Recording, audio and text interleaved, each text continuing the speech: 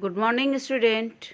कल मैंने आप लोगों को विराम चिन्ह की पूरी व्याख्या बताई थी कि अल्प विराम किसे कहते हैं, पूर्ण विराम किसे कहते हैं, अर्ध विराम किसे कहते हैं, विस्मय सूचक शब्द किसे कहते हैं, प्रश्नवाचक सूचक शब्द किसे कहते हैं। इन सब के अब बाद आपको बच्चों इनका अभ्यास कार्य करना है। अभ्यास कार्य में आप सही विकल्प, प्रश्नोत्तर और पूर्ण विराम चिन्ह और ये आपका खाली स्थान, सही स्थान पर विराम चिन्ह का प्रयोग, यानी कि अभ्यास संख्या सही विकल्प, अभ्यास संख्या 3, 4, इसे आप अपनी कॉपी पर लिख लेंगे। प्रश्न उत्तर को मैं आप लोगों को बता दूंगी, लेकिन आपको कॉपी पर नहीं लिखना है। इसे सिर्फ आप अपने बुक पर निशान लगा करके छोड़ देंगे। पहला है बच्चों सही विकल्प। ये देखिए कॉमा दिया हुआ, यह अल्प विराम है, ये कॉमा है छोटा सा। इस विराम चिन्ह का क्या नाम है? इसका नाम है अल्प विराम। क्या है? अल्प विराम। ऊपर में आपको 2 इन्वर्टेड कॉमा दिख रहा है, इसको हिंदी में हम उद्धरण कहते हैं, उद्धरण चिन्ह। इस विराम चिन्ह का क्या नाम है? उद्धरण चिन्ह। प्रश्न सूचक चिन्ह है। प्रश्न सूचक चिन्ह जिस तरह से प्रश्न उत्तर में आप लगाते हैं प्रश्न में मार्क, उस तरह से आपको यहाँ पर ये दिख रहा है। तीसरा है प्रश्न सूचक चिन्ह। क्या है? ग वाला सही होगा। निर्देशक चिन्ह, इसमें एक छोटा सा ये डैश है और ये है डैश, सॉरी हाइफन है और ये डैश है। तो जो डैश है उसको हम निर्देशक चिन्ह कहते हैं, इसे हम निर्देशक चिन्ह कहते हैं। ये थोड़ा सा बड़ा होता है बच्चों। विस्मय सूचक चिन्ह कहाँ लगाया जाता है? विस्मय प्रकट करने के लिए, विस्मय प्रकट करने के लिए। इसके बाद तीसरा है अभ्यासकारी। देखिए प्रश्न उत्तर भी मैं आप लोगों को बता दूंगी। इस विराम चिन्हों के नाम लिखिए। ये खड़ी पाई है तो इसको पूर्ण विराम कहते हैं। ऊपर डॉट नीचे कॉमा है, इसको अर्ध विराम कहते हैं। क्वेश्चन मार्क है, इसको प्रश्न सूचक चिन्ह कहते हैं। विस्मय सूचक चिन्ह, ऊपर थोड़ा सा मोटा, नीचे पतली लाइन, फिर नीचे डैश, इसको विस्मय सूचक चिन्ह कहते हैं। इन्वर्टेड कॉमा जो है इसको उद्धरण चिन्ह कहते हैं। इन वाक्यों में सही स्थान पर सही विराम चिन्ह का प्रयोग कीजिए। क है गीतिका, राधा, सुषमा और नीता मेरी सहेलियां हैं। गीतिका, राधा, सुषमा और नीता मेरी सहेलियां हैं। गीतिका के बाद कॉमा रहेगा, राधा के बाद कॉमा रहेगा, हैं के बाद खड़ी पाई यानी कि पूर्ण विराम।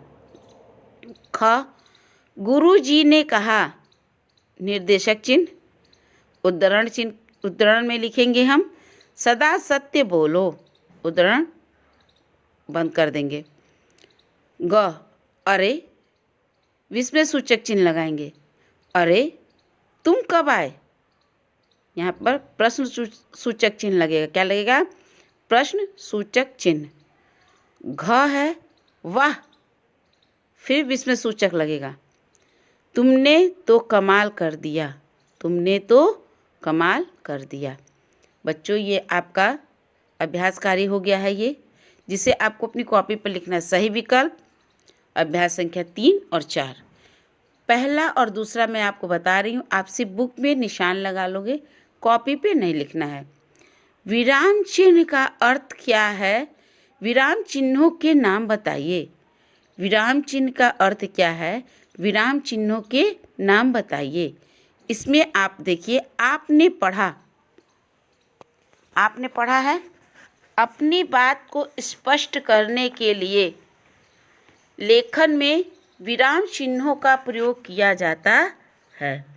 विराम चिन्हों का प्रयोग किया जाता है। इसको मैं आपको इंडिकेट करके बता रही हूँ बच्चों। ये वाली, अपनी बात को स्पष्ट करने के लिए लेखन में विराम चिन्हों का प्रयोग किया जाता है। इसको विराम चिन्ह इस प्रकार है, इसके 10 को लिख करके इनके आपको लिखने हैं नाम और इनके चिन्ह। क्लियर? यानी कि ऊपर वाली लाइन और नीचे वाली लाइन आपको पूरी लिख देनी है। आपने पढ़ा, ये आपका पहले का आंसर हो जाएगा।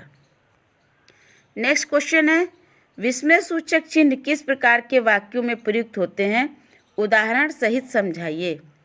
सेकंड क्वेश्चन है, विस्मय सूचक चिन्ह किस प्रकार के वाक्यों में प्रयुक्त होते हैं, उदाहरण सहित समझाइए। इसमें आप आएंगे इस वाले पेज नंबर 115 पर। इसमें आपका है पेज नंबर 15, विस्मय सूचक चिन्ह, ये वाला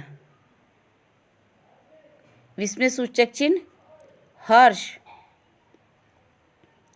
विषाद, घृणा, आश्चर्य, भय आदि मनोभावों को प्रकट करने के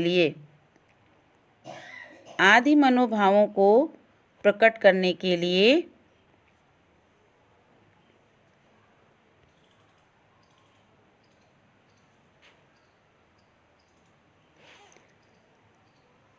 वाक्यों में इसका प्रयोग किया जाता है। उदाहरण के लिए शाबाश, वाह, अरे, हाय। कभी कभी संबोधन के लिए भी इस चिन्ह का प्रयोग किया जाता है। यानी कि आप इसे पूरा अंडरलाइन जो है ये इसे पूरा लिख लेंगे, उदाहरण छोड़ देंगे। हर्ष, विषाद, घृणा, आश्चर्य, भय आदि मनोभावों को प्रकट करने के लिए करने वाले वाक्यों में इसका प्रयोग किया जाता है तथा कभी कभी संबोधन के लिए भी इस चिन्ह का प्रयोग किया जाता है। क्लियर हुआ? क्वेश्चन नंबर सेकंड का उदाहरण से समझाइए। तो इसका जो उदाहरण है इन में से आप कोई भी लिख लेंगे।